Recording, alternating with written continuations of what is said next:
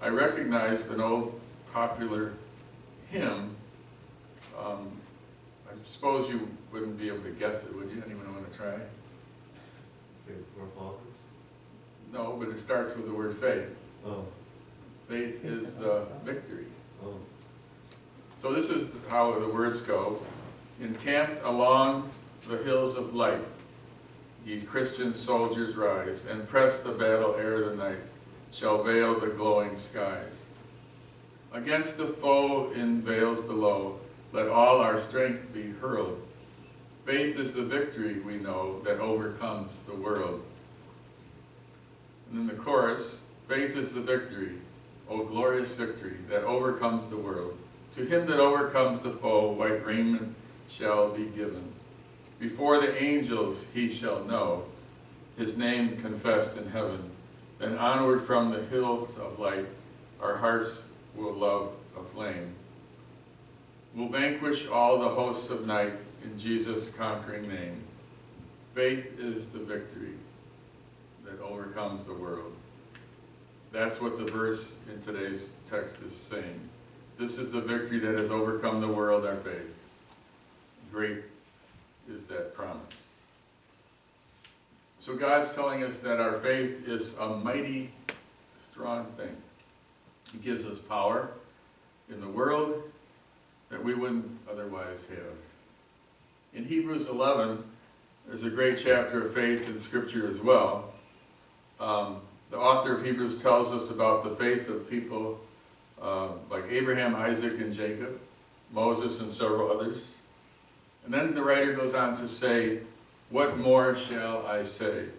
For the time would fail me to tell of Gideon, Barak, Samson, Jephthah, and David, and Samuel, and the prophets, who through faith conquered kingdoms, enforced justice, obtained promises, stopped the mouths of lions, quenched the power of fire, escaped the edge of the sword, were made strong out of weakness, became mighty in war, put foreign armies to flight.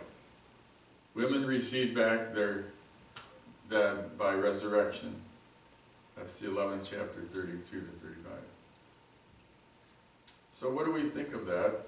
That's the kind of power we should want in our lives. I want the power of faith that can overcome this world and give you and I victory. To this we can surely say amen, right? But you know, you could say there's a fly in the ointment. You've heard that phrase. The author of Hebrews doesn't stop where the words that we just read. He goes on to write this. Some were tortured, refusing to accept release, so that they might rise again to a better life. Others suffered mocking and flogging, and even chains and imprisonment. They were stoned, they were sawn in two, they were killed with the sword. They went out in skins of sheep, goats, destitute, afflicted, mistreated, of whom the world was not worthy, wandering about in the deserts and mountains, and in the dens and caves of the earth.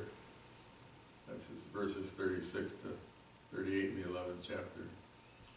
One preacher who reflected on this part of Hebrews 11 wrote this, I guarantee you that no one ever taught me this side of faith in Sunday school. Imagine what would have happened if they did. Okay, children, today we're going to learn how trusting God might get you torn in two, thrown into jail, hated by your friends, and you will force you to drive an old beater for the rest of your life. It would hardly be heard. It would thin the herd, you could say. And I wouldn't blame the herd for thinning out. Nobody I know is interested in a faith that would lead to pain, struggling, torment, and more pain. Most people with a power in faith that gives confidence is what they're looking for, not fear. So that's why certain kinds of preachers only dwell on something called the prosperity gospel. They teach their followers that all they need to believe and have enough faith, and their faith will fix everything, and everything's going to be okay. Well, that might be the popular message. It might draw crowds, and it's sometimes preached a lot on TV by evangelists. because that's a crowd pleaser. People come, people tithe in the mail, they buy the books that they might write, or the tapes or CDs. Some of the more highly recognized prosperity preachers of old time, you might have heard some of the names like Robert Tilton, T.L. Osborne, Joel Osteen, who's actually in some trouble now, Creflo Dollar, Kenneth and Gloria Copeland, Kenneth Hagin, and there's a list that goes on and on. These kinds of preachers sell a God, little g though, that is channeled through visualization, positive thinking, real popular. You name it and they claim it. It's about naming what you want, claiming it before the throne of God, and then being so intense about your faith that you will receive what you've named and what you've claimed that will be yours. A lot of preachers like this draw people by the thousands because there are people out there who feel helpless in the world around us. They want a God that will step in and will fix what's wrong. A God that would give them healing, security, and success. But the thing is, I believe in a God who can do all things. Don't you? I believe in God just like the God of the Hebrews that was described. A God who can enable me and you to conquer kingdoms. A God who can stop the mouths of lions and quench the power of fire. Who can make me and you strong when we're weak. I believe that in that kind of God. But what I don't believe in are false teachings of someone who falsely claims to have the special expertise, who sell a fake faith that teaches people that all they need to do is pull a few levers, punch a few buttons, and God will dance to their tune. Do what they want done. They teach their followers that all they need to do is follow their teachings and they can get God to bend to their will and not the other way around. And if it doesn't work, then, well, it's your fault, not God's.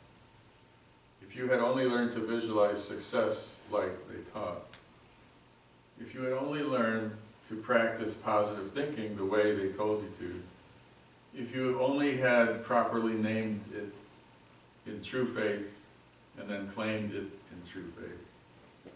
Only if you had enough faith.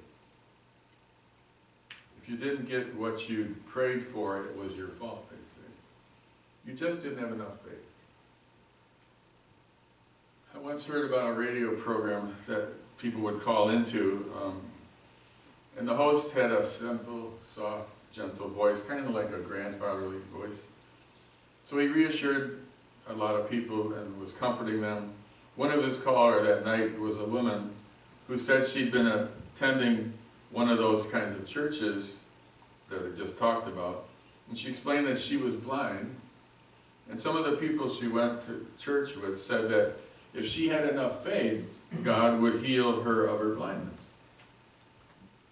She was confused and a bit hurt by their comments. Was the problem really that she didn't have enough faith?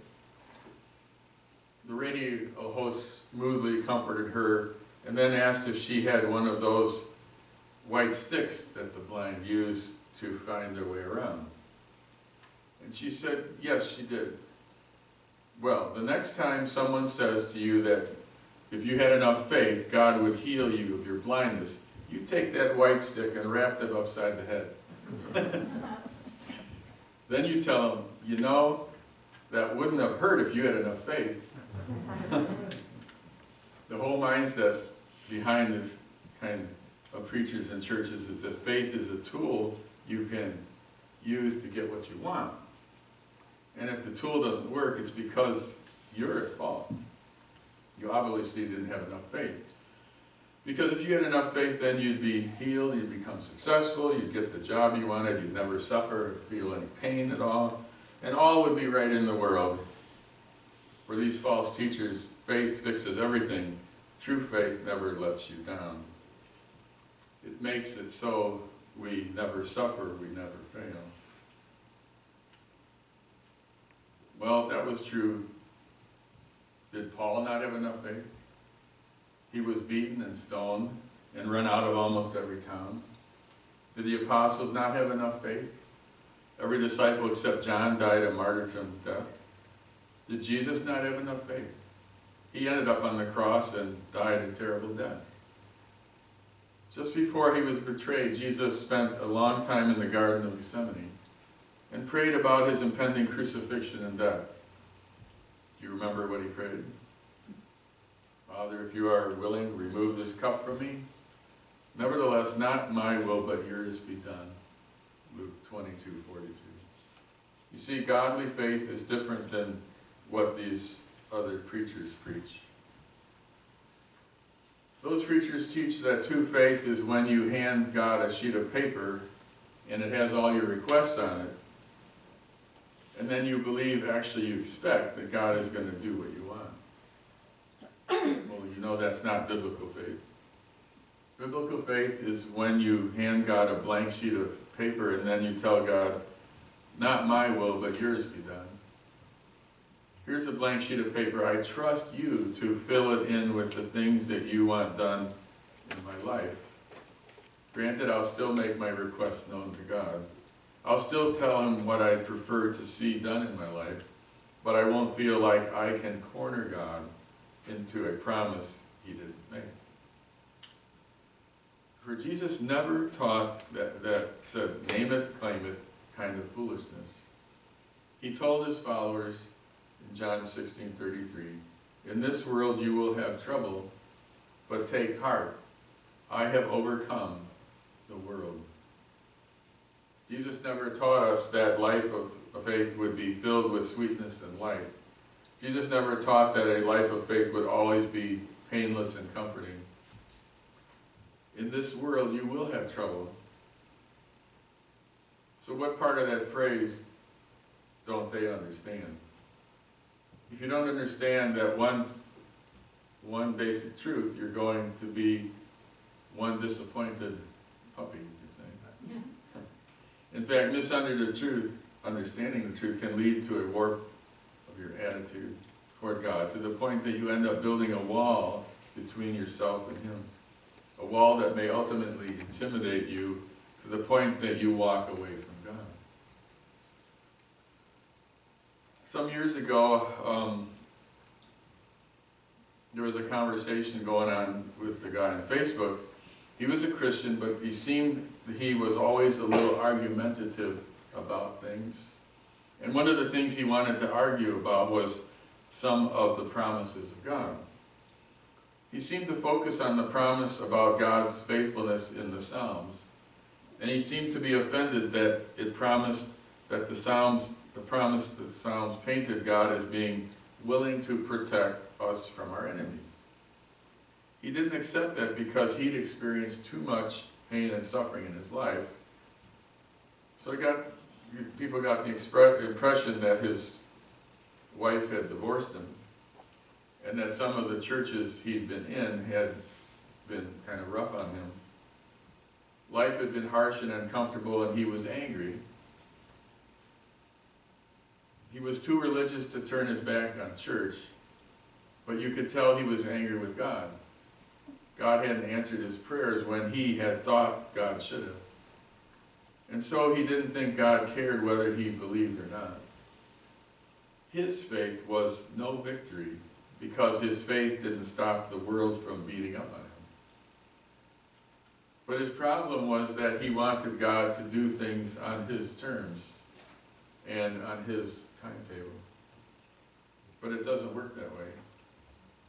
If you look at the stories of the Bible, you'll find that God's people sometimes had to wait years to see how God worked in their lives. I found one description on the internet that said it this way. Joseph waited 15 years. Abraham waited 25 years. Moses waited 40 years. Jesus waited 30. If God is making you wait, you're in very good company. So the point is, our faith is the victory that overcomes the world. Our God does mighty things in response to our faith. Our God is faithful, but he doesn't do things on our terms or on our timetable or in our way. That's not how it works. But let's look at and see how it does work. One of the best stories about how our faith ought to be is found in the Old Testament.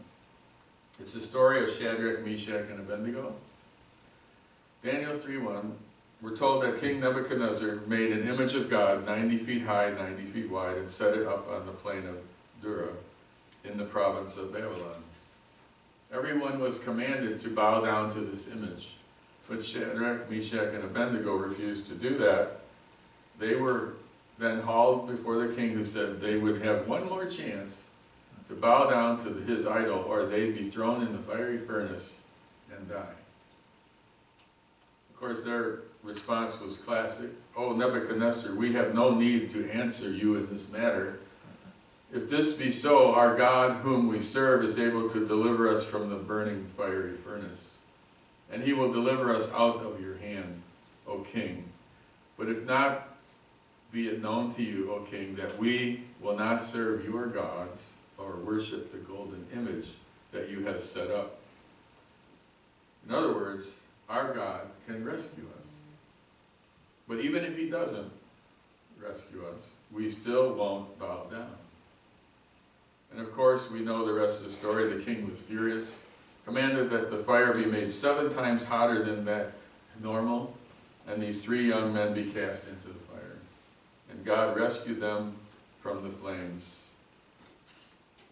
But if not, they were saying their faith was the victory that overcame the world. The king could kill them, but he couldn't kill their faith. Their God was big enough to rescue them. But if not, they still believed they would not disobey him in this matter. They had no intention of trying to manipulate God to do things their way. Centuries later, other believers were faced with a certain death. They stood against an enemy